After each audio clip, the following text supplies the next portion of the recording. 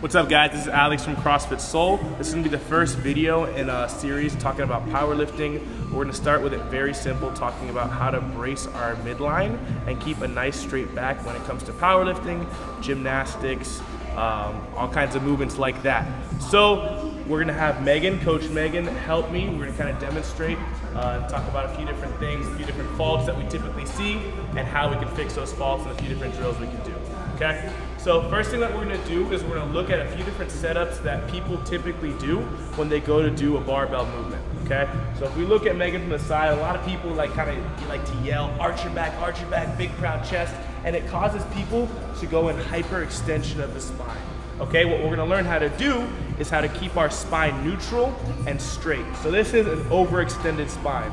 Also, you'll more commonly see people get lazy and round over and now have their spine rounded. So let's talk about a few things. First thing we're going to do is we're going to talk about how to align our upper back or our thoracic spine. So what we're going to do is we're going to think about pinching our shoulders back and then setting them down. So now our upper back is set in a good position. Next thing we're going to do is we're going to talk about our lower back or our lumbar spine. And now we're going to start talking about how to create pressure, like I like to call it 360 degrees of pressure in the abdomen, okay, as well as the lower back. So we're going to do a few different breathing techniques. We're going to learn how to breathe into our abs to create that pressure. So a lot of people typically, before they're going to do a barbell movement, body weight movement, they're going to take a deep breath and they're going to breathe into their lungs. You'll see what's very common is shoulder rise. You kind of saw how her shoulders rose up. You know she's breathing into her lungs instead of into her abdomen. So what we want to see instead is for her to take a big breath into her abs and push out against her abs as if someone was going to punch her. And then I'm also going to tell her not just think about push out on her abs, but as well on her lower back. That's going to help create that 360 degrees of pressure.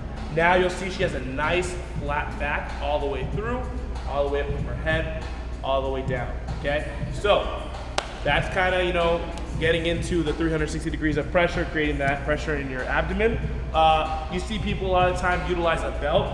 We're gonna kind of talk about how to utilize the belt correctly.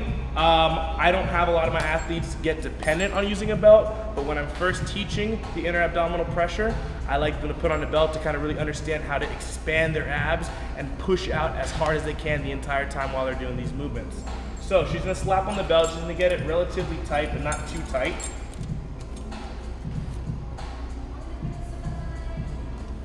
Okay, and now we're gonna do that same thing. We're gonna start at the top. We're gonna align our thoracic spine, shoulders back and down. Okay, you'll see right now the belt's got some space.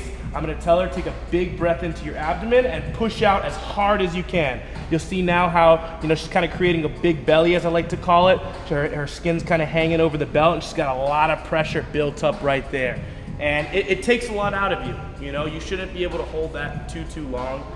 It gets tough, especially in CrossFit workouts where you're doing really high reps. That's when you start to see people's form break down and kind of lose that alignment in their spine.